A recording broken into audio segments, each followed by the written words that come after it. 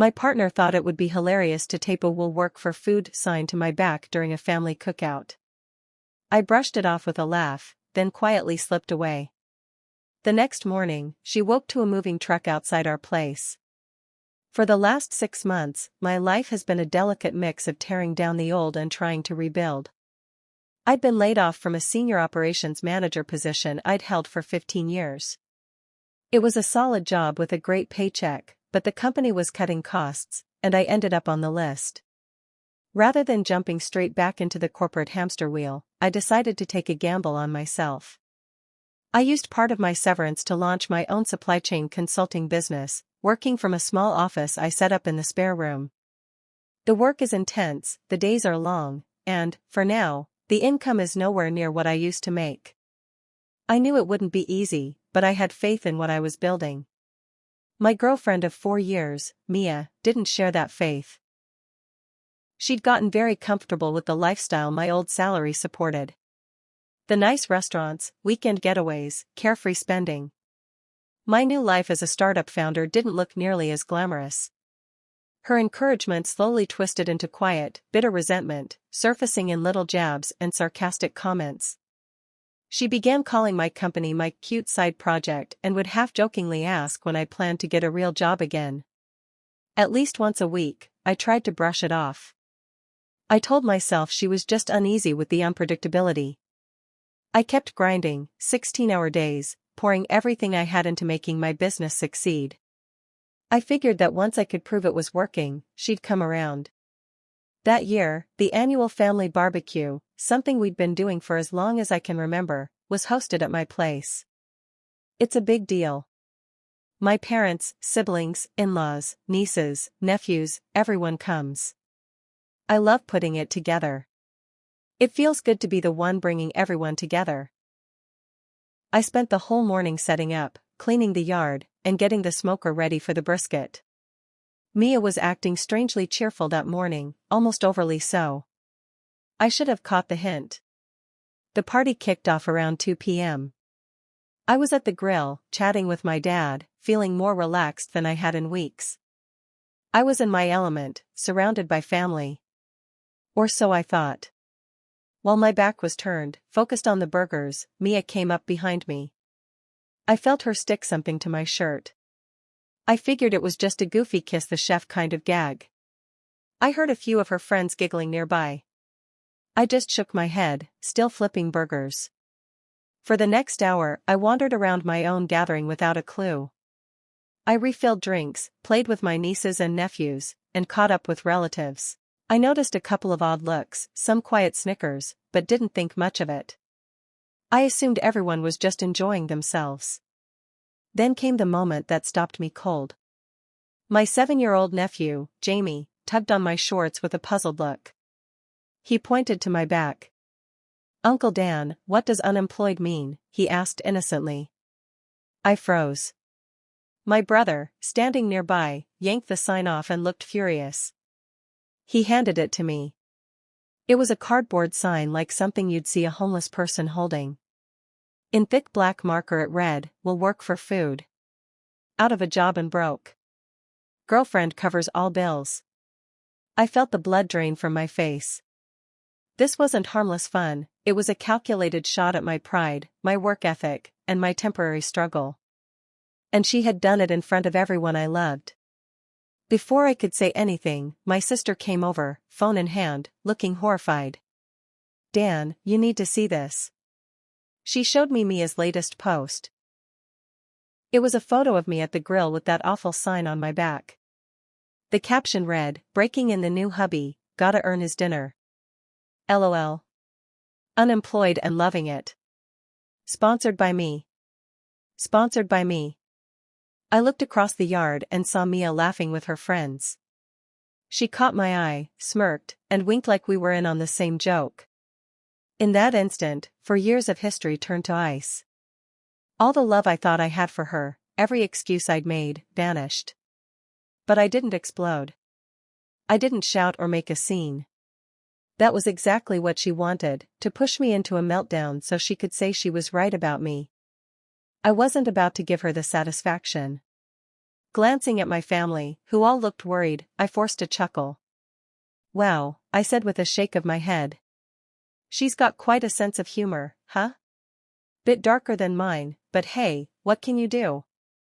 I patted my brother on the shoulder. Thanks for the heads up, man. Then I carried on with the barbecue for another hour as if nothing had happened. I tossed a ball with my nephews. I chatted with my mom about her vegetable patch. I made sure everyone felt welcome, the perfect host. Mia seemed almost let down by my calmness. But inside, I was putting together a plan, a quiet, certain, and final plan. Around 6, I told my sister I had a bad headache and needed to lie down. I encouraged everyone to stay, enjoy the food, and relax by the pool. I slipped inside, grabbed my wallet and keys, walked out the side gate, got into my truck, and drove away. Not far, just to a small hotel about 20 minutes away. In the stillness of that sterile room, I made one phone call. I contacted a moving company that specialized in urgent, overnight jobs. I told them I needed a crew to collect and pack one person's belongings from a 2-bedroom home. The job needed to start at exactly 8 o'clock in the morning. Mia thought I was sulking in the spare room.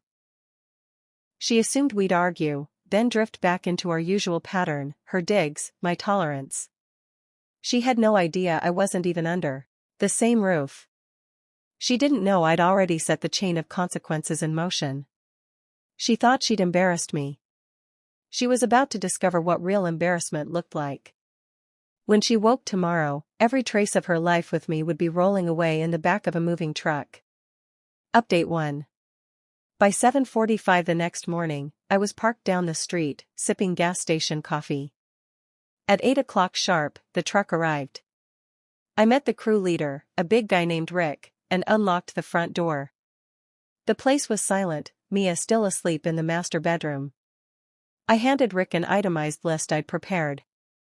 It detailed exactly what to pack, her clothes and shoes from the main closet, her personal things from the bathroom, every item from the home office she'd set up in the spare room, and several boxes in the garage marked Mia. I wasn't leaving room for accusations. The crew was quick and efficient, starting in the spare room. About 20 minutes later, the sounds of packing tape and low voices woke her up. She stepped into the living room wearing one of my old shirts, hair messy, face puffy from sleep. She froze when she saw the movers wrapping her computer monitor in a blanket. Confusion turned to panic. "Evan, what's going on?" she demanded. "Who are these people? What's happening?" "They're movers, Mia," I said evenly. "I hired them."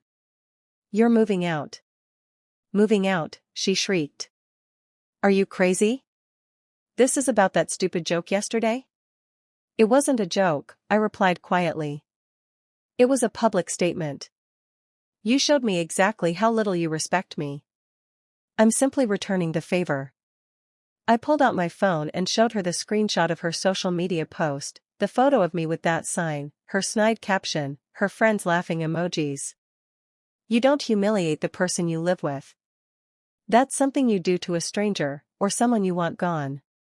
Well, this roommate is asking you to leave." She started crying, but it wasn't the sound of regret, it was the sound of someone losing a prized possession. "You can't do this. Half this stuff is mine. We built this life together." "Let's be clear," I said, stepping closer. "You didn't build anything. You were a guest. I bought this house and everything in it years before we met. You haven't contributed $1 toward the mortgage or bills in 4 years. You can take anything you bought yourself. The movers have a list. They'll deliver your things anywhere within 50 miles. Her expression crumbled. "My car, my furniture, my TV." "Correction," I said evenly. "I went to the bank this morning. Your name's off the joint account. Your credit card's cancelled. That financial arrangement you mocked yesterday? Over." She sat down hard on the couch, face in her hands, half sobbing, half screaming. I felt nothing. No pity, no triumph, just a steady, cold certainty.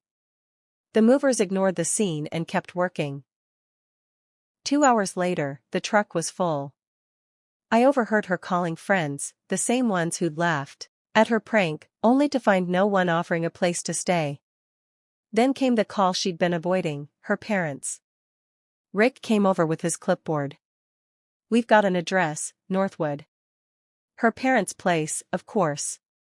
I walked to where she sat on the front steps. "Truck's ready," I said, handing her a small box with toiletries and her phone charger. "This should be everything." She looked up at me, eyes swollen and rimmed with red. "You're really going to do this? You're ending 4 years over one silly prank?" "You ended it, Mia," I replied evenly. "You just didn't realize until now." I watched the moving truck roll away, carrying the last pieces of a life I no longer wanted. She stood on the sidewalk, looking small and uncertain, waiting for her parents to make the 40-minute drive to collect her. I stepped back inside, closed the door, and for the first time in years, I felt truly at home. Final update. It's been 3 months since that barbecue. The silence in my house was the first thing I noticed. For years, it had been filled with the constant soundtrack of Mia's life, her music, endless phone calls, TV shows I couldn't care less about. Now, all I could hear was the low hum of the refrigerator and my own thoughts. The peace was strange, but wonderful. The aftermath of my decision was quick. My family called almost immediately. My mom was worried I'd acted too hastily, my dad was quietly seething on my behalf. I sat them down and explained, not just the incident at the barbecue, but the slow, constant erosion of respect over the past year. I showed them the screenshot of her post. When my mom read the charity case caption, her concern shifted into a cold fury I'd rarely seen in her. They understood. They didn't see my actions as revenge, but as self-preservation. Mia's attempt at damage control was clumsy. She and her friends posted the usual vague rants about toxic men and crazy exes. It didn't stick. Too many people had been there. The version that spread wasn't hers. It was the story of a woman who humiliated her partner in public and was stunned when he finally drew a line. About a week after she left, I received a certified letter from a lawyer listing demands, half the furniture's value, emotional damages, and continued payments for her car, which was in my name. My attorney sent back a neat packet, the deed to my home, dated 2 years before I'd even met her, bank statements showing every piece of furniture bought with my personal account, a detailed record of the nearly $10,000 she'd charged on my supplementary credit card over the past year for non-essential purchases, and finally, a printed copy of her mocking social media post.